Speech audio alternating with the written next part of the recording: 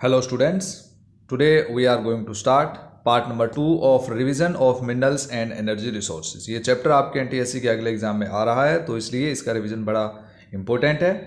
Non metallic minerals आज हम discuss करेंगे इसके बारे में। In the last and previous video we discussed about the metallic minerals, the classification of minerals and what are the minerals.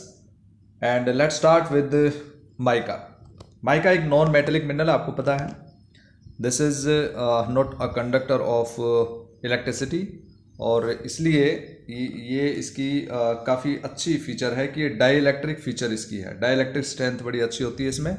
So it is used in electrical और electronics industries. It splits easily into thin sheets. काफ़ी सारी plates और leaves के अंदर मिलता है ये, और 1 सेंटीमीटर में बहुत ज़्यादा शीट्स इसकी इस तरह से शीट्स में मिलता है, जैसे आप देख पा रहे हैं, like this very thin sheets. आपने आयरन के अंदर देखा होगा कभी खोल के कि उसमें एक पतली सी शीट आती है, वो माइका की बनी होती है। It splits easily into thin sheets क्योंकि काफ़ी सॉफ्ट होता है। And these sheets can be so thin that 1000 can be layered into mica sheet of a few centimetres high. Mica can be clear. कैसा इसकी फीचर क्या हो सकती हैं? Clear, black, green, red, yellow और brown. These are the features of mica due to its excellent dielectric strength, low power loss factor, insulating properties and resistance to high voltage. Mica is one of the most indispensable minerals used in electric and electronic industries. आपको याद रखना है, it is indispensable for electric and electronic industries, insulating properties, low power loss factor and dielectric strength, and found in clear, black, green, red, yellow and brown. In colours में ये मिलता है। कहाँ मिलता है? Where is it is distributed?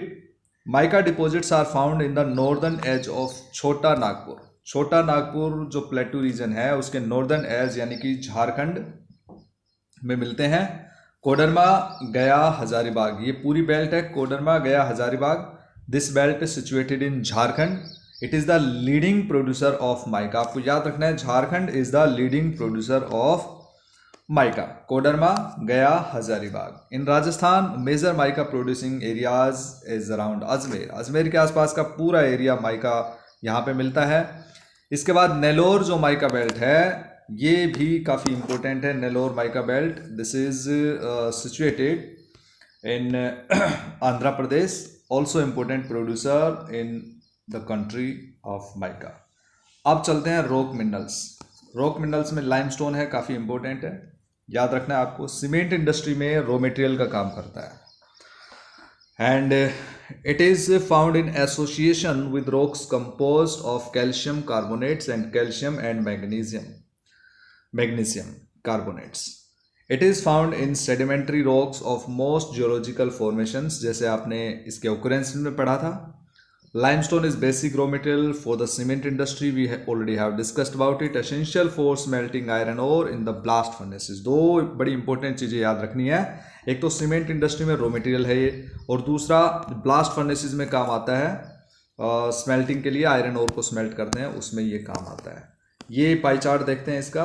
जो producing areas है कहाँ पे production of limestone showing state, यहाँ पे है परसेंटेज में 2016-17 के अकॉर्डिंग। यू कैन सी सबसे बड़ा जो प्रोड्यूसर है वो आप देख पा रहे हैं Rajasthan. Madhya Pradesh 11%, Andhra Pradesh 11%, Chhattisgarh 10%, Karnataka 10%, 8%, Gujarat Tamil Nadu 8%, Telangana 8%, others 13%।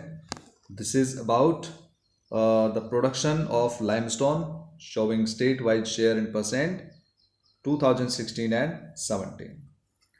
This is hazards of mining. आपको पता है माइनिंग बहुत ही ज़्यादा ख़तरनाक होती है क्योंकि इससे डस्ट और मतलब डर्टी स्मोक जो है वो रिलीज़ होता है, जिसकी वजह से पल्मोनरी डिसीज़ होती हैं। फेफड़े से रिलेटेड काफ़ी सारी बीमारियां इसमें हो जाती हैं। And water sources in the region get contaminated due to mining, और इससे वाटर पोल्यूशन भी होता है। Dumping of waste and slurry leads to degradation of land, soil and increase in stream and river pollution. तो ये काफ़ी सारे नुकसान हैं हेल्थ से, हेल्थ के साथ साथ में इन्वायरमेंटल नुकसान भी इससे हैं माइनिंग से। और यहाँ पे आप ये कोलैज देख सकते हैं, Jharia to be shifted, coal unit fined rupees 300 crore in damages, or 50% of coal belt mines unsafe, safety standards were not in place. So all these kinds of things you can observe here कि किस तरह से ये कितने ख़तरनाक हैं और dangerous है माइनिंग जो होती है। After that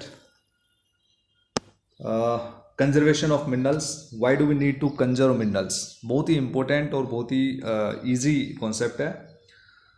First of all, you have to remember that minerals are found in limited proportion on the earth, right? These are found in limited proportion on the earth. Second thing, these are non-renewable. These are non-renewable resources, right?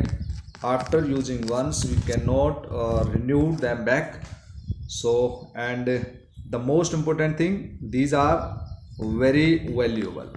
Without minerals we cannot imagine the life today. So we have to conserve minerals, we have to save minerals so that we will use in future for the next generation, and we can save the minerals, protect the minerals by adopting the methods of sustainable development. तो sustainable development का use करते हुए minerals को बचा सकते हैं because these are non renewable resources, or so many methods are there to protect minerals. After that we are going to discuss energy resources. Let's start energy resources. वो sources जहाँ से हमें energy मिलती है, energy, that is called energy resource. It is indeed to cook, to provide light and heat, to propel vehicles and to drive machinery in industry. सब कामों के लिए आपको energy की ज़रूरत पड़ती है। Even आप when do you start study, then you need fan, you need AC, you need light, understand? So all the things require energy. So energy can be generated from fuel minerals like coal, petroleum, natural gas, uranium, and from electricity. So energy resources can be classified as conventional and non-conventional sources of energy. दो type के आपके सामने sources आ गए हैं, conventional और non conventional. Conventional मतलब traditional होता है, कन्वेंशनल का मीनिंग ट्रेडिशनल होता है, नॉन कन्वेंशनल मतलब नॉन ट्रेडिशन। तो कन्वेंशनल में कौन कौन से आ गए जो पुराने टाइम से हम यूज़ करते आ रहे हैं। We are using these resources for ancient time and for a long time. Firewood, cattle dung cake, coal, petroleum, natural gas, electricity, hydel and thermal, दोनों ही इलेक्ट्रिसिटी जो है वो कन्वेंशनल सोर्स ऑफ एनर्जी में आती हैं। नॉन कन्वेंशनल में वो सोर्सेज आते हैं जिनका यूज़ हमने रिसेंटली स्टार्ट किया है, बहुत ही लंबे टाइम से हम उसका यूज़ नहीं कर रहे हैं। Because of the availability of proper technology we have started the use of these kinds of sources of energy, जैसे solar, wind, tidal, geothermal, biogas, atomic energy etcetera. So firewood and cattle dung cake are most common in rural areas, गाँव में काफ़ी common है, आपने देखा होगा if you belong to the village. Then according to one estimate, more than 70% energy requirement in rural households is met by these two. यानी कि firewood और कैटल डंग से ही more than 70% जो एनर्जी का रिक्वायरमेंट है वो इससे पूरा होता है। Continuation of these is increasingly becoming difficult due to decreasing forest areas, क्योंकि अब इनका जो यूज है अगर हम कंटिन्यूसली करते रहेंगे तो फॉरेस्ट सारे ख़त्म हो जाएंगे, क्योंकि इनकी वजह से जो है फॉरेस्ट डिक्रीज हो रहा है। Moreover, using dung cake too is being discouraged because it consumes most valuable manure which could be used in agriculture. अगर हम काउ डंग को जला देंगे उसके डंग केक बना के, तो उससे क्या होगा कि हमारे पास जो मैन्योर बन सकता था, जो खाद बन सकता था, फर्टिलाइज़र बन सकता था, वो नहीं बन पाएगा और इससे उसका वेस्टेज हो जाएगा and that will just release smoke to make environment polluted, right. तो इसलिए हमें क्या करना चाहिए, non conventional sources of energy का ज़्यादा से ज़्यादा यूज़ करना चाहिए, but we have to study first about conventional sources of energy और which are the conventional sources of energy.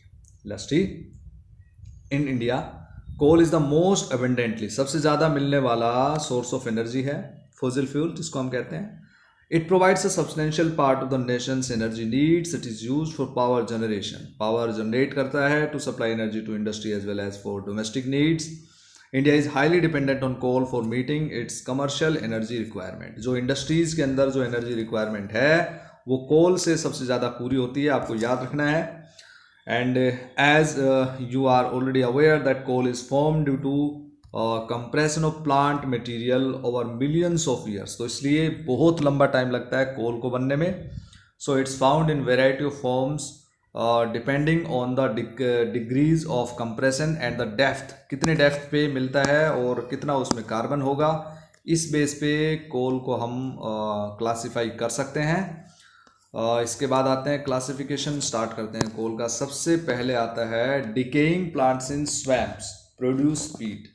जो प्लांट्स डिकेइंग प्लांट्स हैं अगर वो स्वैम्पी एरिया में मतलब ब्रीड हो जाते हैं तो उसके बाद में पीट कॉल जो है वो जनरेट होता है. And it is the inferior quality of call, सबसे घटिया क्वालिटी का कॉल होता है. दिस इज़ पीट call and it is a low carbon and high moisture. इसके अंदर नमी ज़्यादा होती है, मॉइस्चर ज़्यादा होता है और इसमें कार्बन की कमी होती है, इसलिए लो हीटिंग कैपेसिटी इसके अंदर है पीट कोल के अंदर, राइट. इसमें अगर आप देखेंगे तो अप्रोक्सीमेटली 40% कार्बन मिलता है, 40%, इसलिए इसको लो कार्बन कैपेसिटी बोलते हैं. लिग्नाइट लो ग्रेड ब्राउन कोल है which is soft with high moisture content. तो ये भी एक लो ग्रेड का कोल है. लो ग्रेड इसलिए बोलते हैं क्योंकि इसके अंदर मॉइस्चर ज़्यादा होता है और कार्बन भी इसमें ज़्यादा नहीं होता है. Approximately 50% of carbon is there in lignite coal. After that the principal lignite reserves अगला आता है. इसके बाद नेवेली और तमिलनाडु के अंदर, नेवेली के अंदर मिलता है ये लिग्नाइट कोल और इलेक्ट्रिसिटी बनाने के वहाँ काम आता है. इसके बाद में bituminous coal. It is most popular coal in commercial use. सबसे ज़्यादा यूज़ आज इंडिया में इसी कोल का हो रहा है, बिटुमिनस कोल का.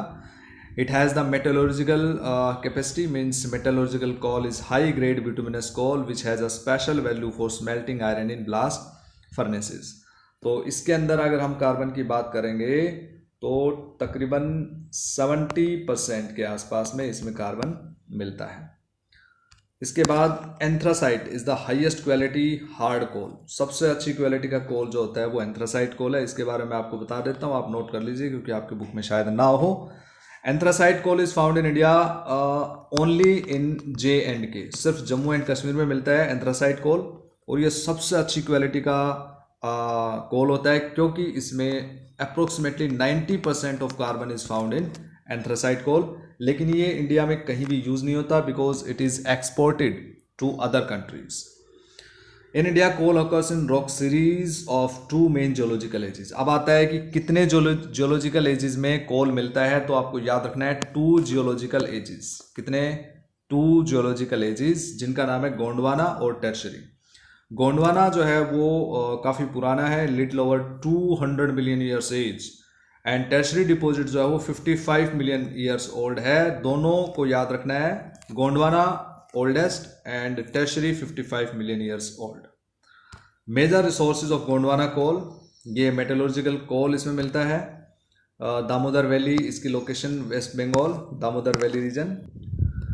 इसके अलावा Jharkhand, Jharia, Raniganj, Bokaro are important coal fields.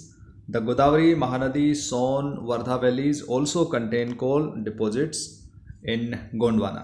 अगर टर्शरी कोल्स की बात करें तो टर्शरी एज में नॉर्थ ईस्टर्न स्टेट्स आते हैं जैसे मेघालय जिसमें रेड होल माइनिंग की हमने बात की थी, Assam, Arunachal Pradesh and Nagaland. These are the major coal producing areas in tertiary age. Remember coal is bulk material, इसलिए इसको जो है इंडस्ट्री जो होती हैं वो इसके प्रोड्यूसिंग एरियाज़ के आसपास ही सेटअप की जाती हैं. For example heavy industries and thermal power stations located on near और located on coal fields. Clear? After that petroleum. Petroleum काफ़ी इंपॉर्टेंट मटेरियल है आज जो है. Petroleum is very important source of energy. This is the major energy source in India after coal. सबसे important तो कोल है और पेट्रोलियम उसके बाद आता है. It provides fuel for heat and lighting, lubricants for machinery and raw materials for a number of manufacturing industries. Petroleum refineries act as nodal industry, आपको याद रखना है नोडल इंडस्ट्री पेट्रोलियम रिफाइनरीज, क्योंकि यहीं से ही एनर्जी सोर्स जो है वो मिलता है दूसरी इंडस्ट्रीज को, for synthetic textile, fertiliser, numerous chemical industries. दूसरा रीजन है कि इससे मटेरियल भी इन इंडस्ट्रीज के लिए मिलता है। Most of the petroleum occurrences in India are associated with anticlines and fault traps in the rock formations of the tertiary age, यहाँ पे मिलता है टर्शियरी एज के अंदर भी। In regions of holding tertiary age में कौन से आ गए, जैसे आपके असम आ गया, असम सबसे पुराना जो है ऑयल फील्ड है। It occurs where oil is trapped in the crest of unfold. The oil bearing layer is a porous limestone or sandstone through which oil may flow. The oil is prevented from rising or sinking by intervening non-porous layers. Petroleum also found in fold traps between porous and non-porous, दोनों ही तरह की rocks में ये मिलता है। Gas और after that this one, gas being lighter usually occurs about the oil, तो इसलिए आप इसके आसपास में नेचुरल गैस भी मिलती है। Mumbai High, Gujarat, Assam are major petroleum production areas in India, तो इस पे क्वेश्चन भी आ सकते हैं। मुंबई हाई में सबसे ज़्यादा पेट्रोलियम मिलता है, 63% of total volume of petroleum found in India. Gujarat में अंकलेश्वर में पेट्रोलियम मिलता है, असम में नहर कटिया और हुगरीजन, मोरान एट्सेट्रा, डिगबोई, ये सबसे इम्पोर्टेंट है क्योंकि ये ओल्डेस्ट है और ये यहाँ पे हाईएस्ट पेट्रोलियम मिलता है, हाईएस्ट अमाउंट ऑफ पेट्रोलियम। इसके बाद आते हैं नेचुरल गैस में। It's very important, natural gas is an important clean energy source of energy found in association with और विदाउट पेट्रोलियम, या तो पेट्रोलियम के साथ भी मिल सकती है और अकेले। It is used as a source of energy as well as an industrial raw material in the petrochemical industry, दोनों ही कामों में नेचुरल गैस आती है, रॉ मटेरियल के फॉर्म में भी, कहाँ पे, पेट्रोकेमिकल इंडस्ट्रीज में, और सोर्स ऑफ एनर्जी, राइट, दोनों ही फॉर्म में इसको यूज किया जाता है। Natural gas is considered an environment friendly fuel because low carbon dioxide, क्योंकि इसमें कार्बन डाइऑक्साइड कम होती है इसलिए ये स्मोक रिलीज ना के बराबर करता है, और इको फ्रेंडली एक तरह से सोर्स ऑफ एनर्जी है। The fuel for the present century के लिए इसको हम सबसे ज़्यादा अप्रोप्रिएट मानते हैं। Large reserves of natural gas have been discovered in Krishna Godavari basin, आप एरियाज याद रखेंगे, कृष्णा गोदावरी बेसिन में नेचुरल गैस मिलती है। Mumbai high and allied fields are supplemented by finds gulf of Cambay, Andaman and Nicobar islands, important areas having large reserves of natural gas. इसके अलावा natural gas को transport करने के लिए सबसे लंबी गैस पाइपलाइन, जिसका हमने discuss life lines of national economy में किया था, more than 1700 kilometre length is there of this gas pipeline. Hazira से जगदीशपुर के बीच में गैस पाइपलाइन है, विजयपुर होते हुए। So this gas pipeline is very important and connecting Mumbai high and Bassein with the fertiliser power industrial complexes in western and northern India. So this artery has provided as impetus to India's gas production. The power and fertilizer industries are the key users of natural gas. ये दोनों ही industries हैं, power industry and fertiliser industries. Use of compressed natural gas, CNG आजकल काफ़ी ज़्यादा famous हो गई है CNG, क्योंकि ये इको फ्रेंडली गैस है और it is for vehicles to replace liquid fuels. Petroleum के बदले में, डीजल के बदले में इसको यूज़ किया जाता है। So it's gaining wide popularity in the country. सस्ती होने के साथ साथ ये काफ़ी इको फ्रेंडली है। आफ्टर दैट इलेक्ट्रिसिटी, जैसे हमने डिस्कस किया था कि इलेक्ट्रिसिटी इंडिया में बेसिकली हाइड्रो इलेक्ट्रिसिटी जो पानी से जनरेट की जाती है, और दूसरी है थर्मल इलेक्ट्रिसिटी जिसको petroleum, coal, natural gas use करके हीट जनरेट करने के बाद में इलेक्ट्रिसिटी बनाई जाती है।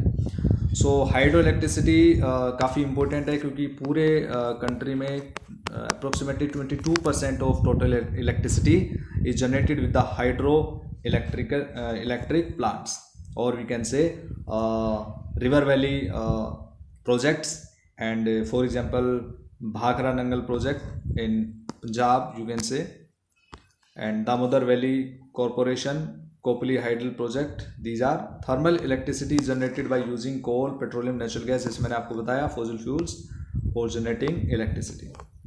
After that come to the new topic, non conventional sources of energy. अब तक हमने डिस्कस किया है कन्वेंशनल सोर्सेज ऑफ एनर्जी जो कि ट्रेडिशनल सोर्सेज थे and non renewable sources. Now will discuss about the renewable sources, non conventional. ये non conventional है लेकिन रिन्यूएबल है। These sources of energy have not been used for a long time. अभी recently after availability of technology, appropriate technology, we have started the use of these sources of energy. For example, ये coal, oil, natural gas, these are fossil fuels. ये conventional है और क्योंकि ये काफ़ी जल्दी deplete हो सकते हैं इसलिए इनके अल्टरनेट के फॉर्म में नॉन कन्वेंशनल सोर्सेज का हमने यूज़ करना चाहिए। For example solar energy, wind energy, tidal energy, biomass energy from waste material. तो इस तरह की जो सोर्सेज हैं we have to use them and these are called non conventional energy sources. सबसे पहले बात करते हैं न्यूक्लियर और atomic energy. It's very important, nuclear and atomic energy. It's obtained by altering the structure of atoms. When such an alteration is made, much energy is release in the form of heat and this is used to generate electric power. इसके लिए uranium और thorium जो है वो raw material के form में इसको use किया जाता है। झारखंड में अरावली रेंजेस ऑफ राजस्थान और Kerala monazite sands of Kerala, thorium. ये तीनों प्लेसेस आपको याद रखने हैं। Number 1 Jharkhand, number 2 Aravalli ranges of Rajasthan and number 3 monazite sands of Kerala. ये तीनों ही इसके लिए काफ़ी ज़्यादा हेल्पफुल है क्योंकि यहाँ पे यूरेनियम और थोरियम मिलता है और मोनोजाइट सैंड्स ऑफ केरला में तो थोरियम ही मिलता है। After that solar energy, it is most important non-conventional source of energy in India because India is a tropical subtropical country और यहाँ पे सनलाइट काफ़ी तेज़ पूरे साल भर पड़ती हैं, सर्दियों को 2 महीने छोड़ के, दिसंबर एंड जनवरी। तो इसलिए सनलाइट सनरेज जो है वो continuously they are falling on the tropic of cancer. तो इसलिए यहाँ पे काफ़ी ज़्यादा प्रोपोर्शन में हमें सनलाइट मिलती है तो उसका हम यूटिलाइज कर सकते हैं of tapping solar energy. Clear, photovoltaic technology इसमें यूज की जाती है to convert sunlight directly into electricity. Solar energy is fast become popular in rural and remote areas. दूर दराज के गाँव में इसको काफ़ी ज़्यादा पॉपुलरिटी मिली है। Some big solar power plants are being established in different parts of India which will minimize the dependence of rural households on firewood and dung cakes, which in turn will contribute to environmental conservation and adequate supply of manure in agriculture। अगर हम solar energy का use करते हैं तो जो काउडंग्स और जो fossil fuels हम यूज़ कर रहे थे वो सेव कर सकते हैं। इससे 2 फायदे होंगे, एक इन्वायरमेंट को फ़ायदा होगा, पोल्यूशन नहीं होगा, और दूसरा जो आप जला रहे थे काउडंग्स एक्सेट्रा उससे आप अच्छी क्वालिटी का मैन्योर बना सकते हैं। विंड पावर, हवा से इलेक्ट्रिसिटी या पावर जनरेट करना, वो विंड पावर होता है। India has great potential of wind power क्योंकि इंडिया में जो कोस्टल रीजन है काफ़ी तेज़ हवाएं चलती हैं वहाँ पे, और इसका जो मेन क्लस्टर है वो आपको तमिलनाडु में मिलेगा। तमिलनाडु, नगरकोइल टू मदुरई के बीच में तमिलनाडु में। Apart from this Andhra Pradesh, Karnataka, Gujarat, Kerala, Maharashtra, Lakshadweep have important wind farms. Nagercoil and Jaisalmer are well known for effective use wind energy in the country. ये काफ़ी इंपॉर्टेंट है, फोटो में आप देख सकते हैं। These are the wind farm clusters. Biogas, biogas मतलब animal and human beings and plants etcetera, उनका जो वेस्टेज है उसको यूज़ किया जाता है to generate the energy. Shrubs, farm waste, animal and human waste are used to produce biogas for domestic consumption in rural areas। आपको याद रखना है बायोगैस का ज़्यादा यूज़ डोमेस्टिक कंजप्शन में होता है। डोमेस्टिकली घरों में लाइट जनरेट करने के लिए और एनर्जी यूज़ करने के लिए। Decomposition of organic matter yields gas which has higher thermal efficiency in comparison to kerosene, dung cake and charcoal। क्योंकि बायोगैस से क्या होता है, इसमें एक प्लांट बनाया जाता है, बायोगैस प्लांट जो है, एक जो है हो नीचे गड्ढा बना दिया जाता है, उसमें ये सारा ये जो वेस्टेज है वो डाला जाता है और इसके बाद एक पाइप से गैस निकलती है जहाँ से उसको इलेक्ट्रिसिटी में जनरेट करते हैं, और दूसरी तरफ वो जो पूरा आपका मटेरियल है वो मैन्योर में चेंज हो जाता है, तो हमें एक अच्छी क्वालिटी का मैन्योर खाद मिल जाता है। Biogas plants are set up at municipal, cooperative and individual levels. The plants using cattle dung are known as gobar gas plants in rural India. काफ़ी important है। These provide twin benefits of the farmer in the form of energy and improved quality of manure. ये दोनों चीज़ें हम discuss कर चुके हैं। Biogas is by far the most efficient use of cattle dung. It improves the quality of manure and also prevents the loss of trees. बच जाते हैं trees कटने से, क्योंकि हम फ्यूल वुड यूज़ नहीं करेंगे तो बायोगैस हम यूज़ करेंगे, तो इससे क्या होगा, लॉस ऑफ ट्री जो है वो बच जाएगा, मैन्योर की क्वालिटी अच्छी हो जाएगी। So this is the photo, you can see biogas plant. इसमें मटेरियल डाला जाता है, right, in this holes, these holes are made. Tidal energy, ये कोस्टल एरियाज पे काफ़ी ज़्यादा पॉपुलर है tidal energy. Oceanic tides can be use to generate electricity. Floodgate dams are built across inlets, जो आपका कोस्टल एरिया है वहाँ पे जो इनलेट्स होते हैं वहाँ पे फ्लड गेट्स बना दिए जाते हैं, जो पानी भरता है, ये पूरा मान लो सी है, here the flood gates are formed here and here. So in this way when the tides up, clear, जो टाइड जब हाई होता है तो पानी उसमें भर जाता है, इससे फिर गेट को रोक लिया जाता है उस गेट से। उसके बाद जब लो होता है तो फिर गेट को ओपन करके वो पानी स्पीड से निकलता है और उस स्पीड को टरबाइन मूव करने में यूज़ किया जाता है, और जिससे टरबाइन घूमने से हीट जनरेट होती है और उससे इलेक्ट्रिसिटी बनती है। So you can see here during high tide water flows into the inlet and gets trapped, क्योंकि गेट को बंद कर दिया जाता है, gate is closed. After the tide falls outside the floodgate, the water retained by the floodgate flows back to the sea via a pipe, जिसके अंदर turbine होता है और उससे पावर जनरेटिंग टरबाइन जो है वो घूमता है और उससे पावर जनरेट हो जाती है। In India gulf of Khambhat, it's very important. Gulf of Kutch in Gujarat, ये दोनों ही गुजरात में है, on the western coast, and Gangetic delta in Sundarbans regions, ये वेस्ट बंगाल में है। इनसे आइडियल कंडीशंस हैं for utilising tidal energy. Geothermal energy, यानी कि आपने पढ़ा होगा 6th क्लास 7th क्लास में पढ़ा था कि अर्थ का जो सेंट्रल पार्ट होता है दैट इज़ वेरी हॉट, उसके अंदर काफ़ी ज़्यादा हीट होती है, तो उसी हीट से जो धरती के अंदर की जो हीट होती है, जो गर्मी होती है, उसी को हम यूज़ करते हैं, तो हम जियोथर्मल एनर्जी उसको कहते हैं। Geothermal energy refers to the heat and electricity produced by using the heat from the interior of the earth. Geothermal energy exist because earth grows progressively hotter with increasing depth. जैसे जैसे हम earth surface से नीचे जाते जाएंगे तो जो depth के साथ साथ में हीट जो है वो क्या होगी, बढ़ती जाएगी, heat will be increased, understand. And where the geothermal gradients is high temperatures are found at shallow depths. Ground water in such areas absorbs heat from the rocks and becomes hot. तो जो पानी जो गर्म हो जाता है, कई बार आपने गर्म जो पानी स्प्रिंग आपने देखे होंगे, उनके अंदर गर्म पानी आता है, ऐसे झरने आपने देखे होंगे। It is so hot that when it rises to the earth surface it turns into steam. This steam is used to drive turbines and generate electricity. There are several hundred hot springs in India which could be used to generate electricity. ऐसे झरनों से electricity बनाई जाती है। 2 experimental projects start किए गए India में। एक है आपका पार्वती वैली नियर मणिकरण इन हिमाचल प्रदेश, आपको याद रखना है, बिल्कुल क्वेश्चन जरूर बनता है यहाँ से। Parvati valley near Manikaran in Himachal Pradesh is the centre of geothermal energy. और दूसरा है पुगा वैली लद्दाख। दोनों ही याद रखने हैं, आपको अच्छे से याद रखने हैं। और अगला टॉपिक हमारा है conservation of energy resources. Why do we need to conserve any energy resources? Most of the energy resources are conventional sources and these are non-renewable resources, and these are very important for the national economy, agriculture, industry, transport, commercial, domestic needs and inputs of energy.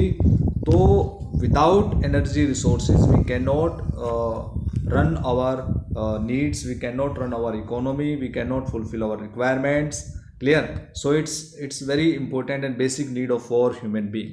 तो इसलिए इसको बचाए रखना चाहिए। ज़्यादा से ज़्यादा non conventional source of energy का यूज़ करना चाहिए, क्योंकि वो ख़त्म नहीं होते हैं, कंटिन्यूसली वो जनरेट होते रहते हैं। कन्वेंशनल सोर्सेज ऑफ एनर्जी को हमें इसका यूज़ कम कर देना चाहिए, और अपने लेवल पे भी हम एनर्जी बचा सकते हैं। फॉर एग्जांपल इंडिविजुअल व्हीकल्स की जगह पब्लिक ट्रांसपोर्ट का यूज़ करना चाहिए। Switching off electricity when not in use, using power saving devices and using non conventional sources of energy. ये सब है after all energy saved in energy produced. अगर आप एनर्जी बचाएंगे तो डेफिनेटली आप एनर्जी प्रोड्यूस कर रहे हैं। Clear. So dear students, this was the chapter. We have revised this chapter with the help of these 2 videos. आपको वीडियोज ध्यान से देखने हैं, ध्यान से सुनना है, और इसको दोबारा से पढ़ें। क्वेश्चंस आपको कुछ मिले हैं, कुछ और मिलेंगे, और उनको रिवाइज कीजिए। Thank you. Have a nice day.